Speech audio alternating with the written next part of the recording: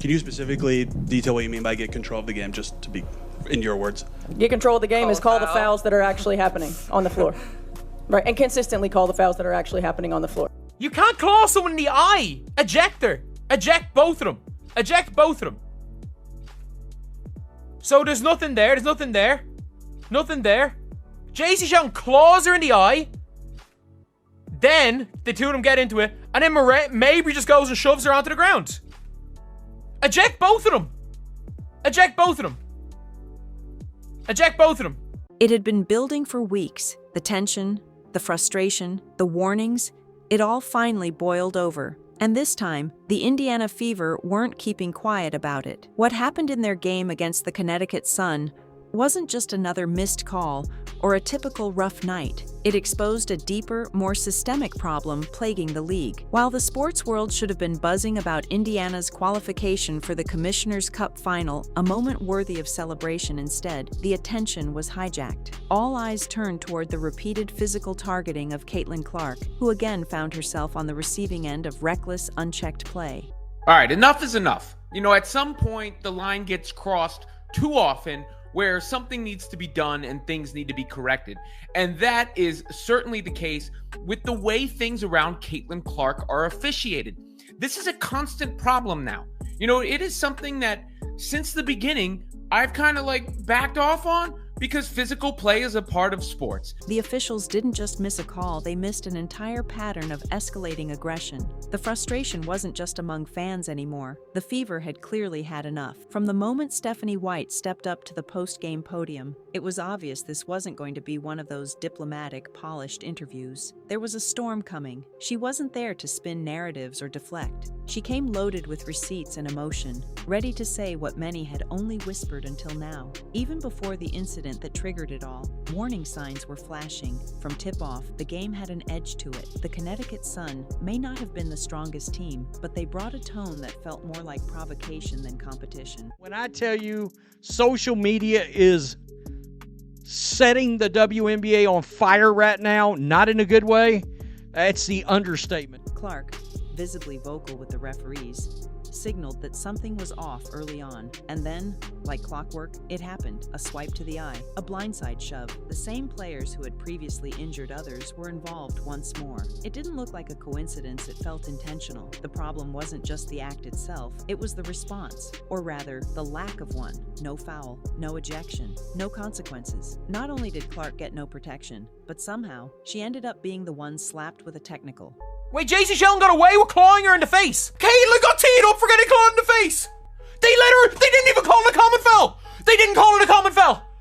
They didn't even call it a common foul. Oh my God. They don't care about players. They don't care about players. And that's when the uproar began. Fans erupted online. Analysts, commentators, even former players all weighed in, expressing disbelief at what had just transpired. It wasn't a conspiracy theory, it was right there on screen for everyone to witness. The images said it all. Clark took repeated contact and was thrown to the ground, and yet officials stood idle. As emotions flared, Clark responded the only way she could, by doing what she does best. She stayed locked in, focused on closing out the game. And when the moment came, she drained a three-pointer over the very player who had taken a swipe at her earlier. Watch when Caitlin Clark is trying to create some space. It looked like she just got hit in the eye there. Ooh, and Marina Mabry, I missed that one, Idona. Oh, I missed that one too. The celebration afterward, that wasn't just adrenaline.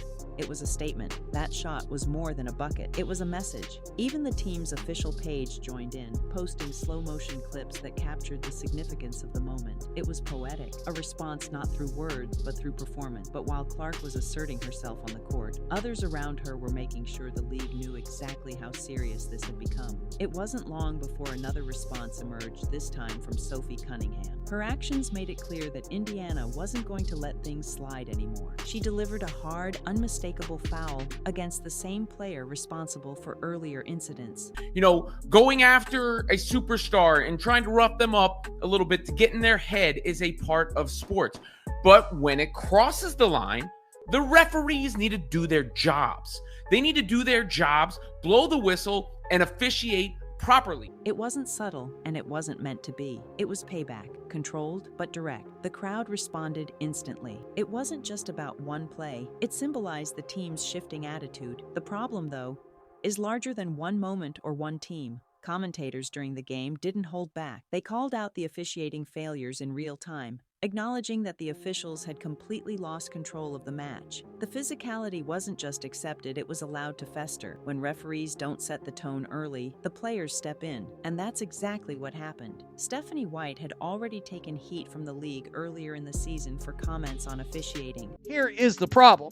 So many of these incidents are happening towards Indiana Fever players, particularly Caitlin Clark.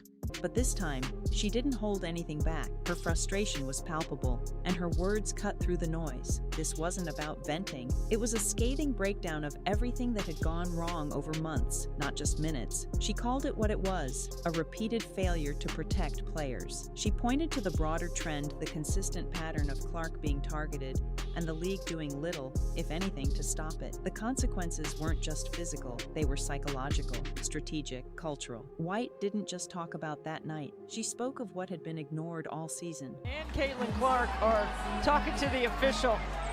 They're both going at it, saying, hey, oh, there's a little extra right there. Uh-oh. She highlighted how dangerous the games had become, especially when it came to defending the league's top talent. And she didn't mince words when she said the game has evolved, but the officiating hasn't kept pace. Players are faster, stronger, and more athletic than ever before. But the referees, in her words, are stuck in a bygone era. Her message was simple. The league's failure to adapt is not only unacceptable, it's dangerous. Ignoring this kind of play doesn't just threaten individual careers, it jeopardizes the entire foundation of the league. If Clark, the player carrying the league's momentum, goes down again, it could set everything back. And that fear isn't unfounded. When Clark missed several games earlier in the season, attendance dipped. Ratings followed. For years, the league has struggled to gain mainstream traction. Clark changed that, and now they're gambling with it by refusing to act. What's worse is that by refusing to penalize these dangerous plays, the league is sending the wrong message to everyone. It's signaling that taking cheap shots is fair game. And if the target is Clark, you'll probably get away with it. That's not just bad officiating, it's a complete lack of accountability. White continued her takedown in the presser, calling it a league-wide issue, not something confined to one game or one team. She explained that these concerns had been communicated to the league over and over, and still, there had been no change, no adjustments, no consequences, only silence. And then came her closing words. With brutal clarity, she stated what everyone had been thinking, but few dared say. The players are getting better, the game is moving forward, but the officiating? It's falling behind. She wasn't emotional. She was surgical. That statement wasn't a complaint, it was a red flag. As if to emphasize how deeply this has affected Clark, audio surfaced where she admitted her own frustration. She talked about being physically challenged every play, about trying to be respectful to officials, about doing everything the right way and still getting nothing in return. Her words reflected exhaustion, disillusionment. She sounded worn down, not just physically, but mentally. That's the part the league can't ignore. When your biggest star is reaching her limit, not just on the scoreboard but in her spirit, it's no longer a minor officiating blunder. It becomes a league-wide emergency, and the consequences aren't theoretical. If Clark were to miss significant time again, the league could face a collapse in interest. It's already happened before. The conversation around the WNBA has stopped being about basketball. The focus is now on chaos, confrontations, and failures. That's not the kind of spotlight any league wants. What's worse, a division has formed. By not protecting Clark, the league has inadvertently created a culture war. It's no longer just team rivalries, it's fans versus the league itself. Clark supporters don't just want her to win games, they want her to prove something deeper, to rise in spite of what looks like institutional neglect, to succeed where the system seems designed to hold her back. This isn't just bad optics, it's a foundational threat to everything the WNBA has built. Every time Clark takes the court, she's not just competing, she's carrying the league's reputation with her. Every missed call, every dangerous play, and every non-response chips away at that foundation. Now the league is at a crossroads. The pressure is mounting, not just from fans or analysts, but from within its own ranks. Coaches are speaking out, players are getting emotional, and the sports world is watching closely. What the league does next won't just affect this season, it could shape the next decade. Whether the WNBA finally takes action or continues to let things spiral remains to be seen. But one thing is clear, the time for subtlety is over. The message has been delivered loud and clear from the court, from the bench,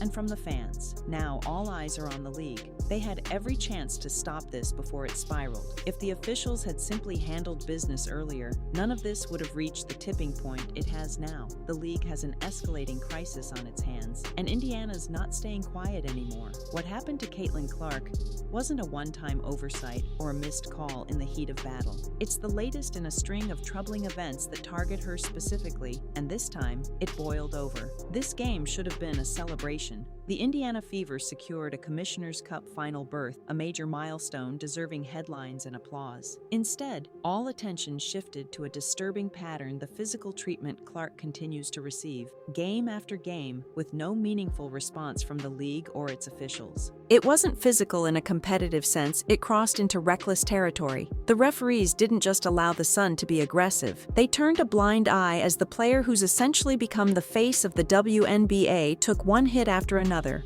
all without consequence. It was a showcase of blatant neglect, and when Stephanie White, Indiana's head coach, stepped up to the mic, you could feel the tension ready to erupt. This wasn't going to be a soft response. She was done tiptoeing. Before the reporters even got to their questions about officiating, the temperature had changed. White was preparing to say everything that had been building all season, and the result was a complete dismantling of the WNBA's response, or lack thereof, to Clark's treatment. From the opening tip, the game carried an edge. The Fever had every reason to play hard. They'd already lost to the Sun earlier in the year, so the stakes here were more than just standings. It was personal. That edge, though, started turning dangerous. It wasn't long before Caitlin was seen pleading with refs, trying to clarify calls that weren't coming. Meanwhile, J.C. Sheldon entered the fray. Yes, the same player who'd already been at the center of 2 prior incidents this season, both involving injuries to opposing players. And here she was again. This time, she made contact with Clark's face as the Fever star tried to create space. An eye swipe, an obvious foul. The league's top draw took yet another hit, with no action from the officials. Seconds later,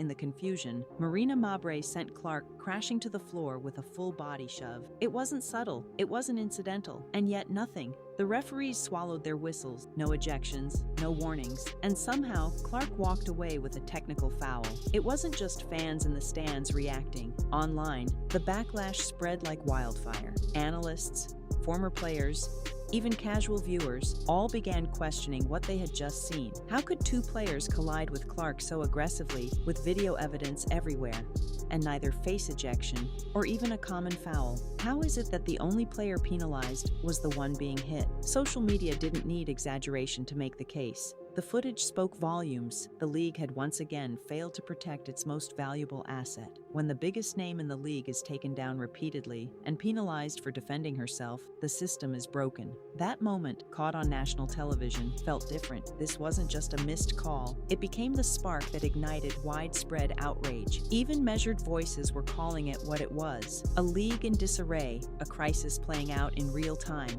And through it all, Caitlin Clark stayed composed. When the moment came, with the game hanging in the balance, she delivered a long-range shot right over Sheldon's outstretched arm. The crowd erupted, but it wasn't just about points. It was symbolic. It was a statement. Then came the stare down. That cold, defiant expression. The kind of moment that doesn't just win games, it defines narratives. The Fever's social media account even posted the clip, slow motion and all. It wasn't for the highlight reel. It was a message. A response to the chaos, the cheap shots, and the silence from the top. Later, Sophie Cunningham took the message further. After watching her teammate get thrown to the floor repeatedly, she delivered her own response, a hard foul on Sheldon. Not reckless, not blind, but direct, controlled, clear, the kind of foul that says, "We're done being polite." It sparked a heated exchange, a near brawl, but it was long overdue. For Cunningham, that was the assignment. Enforce respect, set a boundary. Throughout the game, It had been obvious. Clark and the Fever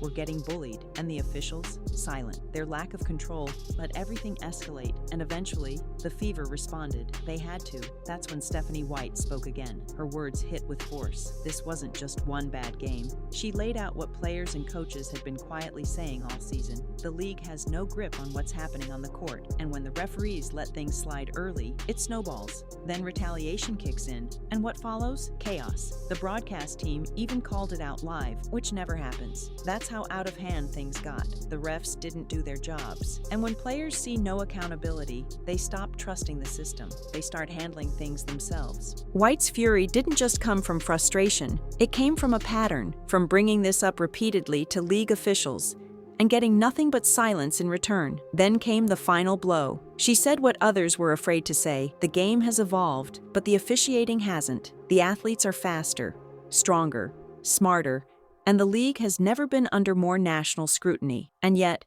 the officials are still operating like it's the same league from a decade ago. They can't keep up. That statement alone should be a red flag to the WNBA. A head coach declaring that the referees are no longer capable of handling today's game? That's not a complaint, it's a crisis, especially when it's coming from someone who's been fined for speaking out before and is now risking more backlash just to be heard. And she wasn't alone. Clark herself, in post-game comments, made it clear she's exhausted. She tries to stay composed, stay respectful, even praise before games, hoping for fair treatment, and still, she gets hit on nearly every drive with no foul called. It's worn her down. That's no longer just a behind-the-scenes issue. When the league's biggest star publicly shows that level of frustration, it's a full-scale alarm. Instead of fans celebrating a playoff push, they're talking about brawls. Instead of analysts breaking down plays, they're debating whether Clark will make it through the season unscathed. The basketball is becoming an afterthought. And if Clark misses more time, the impact is immediate. Revenue, ratings, ticket sales gone. Her previous 5-game absence was proof enough. The numbers dropped. Engagement dried up. Owners saw it, and they'll remember it come the next round of contract talks. Every moment Clark is on the floor is a boost to the league's future. But when she's being tossed to the ground unchecked, the league is risking more than just one player. They're risking everything she's helped build. The WNBA has unintentionally created a fracture, not just between teams, but between fans and the league itself. The perception is growing. Clark is being targeted, and no one's doing anything about it. People are no longer just rooting for her team to win. They're rooting for her to prove the system wrong, to thrive in spite of it. This isn't just a conversation about basketball anymore. It's a cultural divide, and every no call, every missed foul, every shrug from the league office adds fuel to the fire. The spotlight's on, the clock's ticking, and if leadership doesn't step in now, the consequences won't be theoretical, they'll be very real.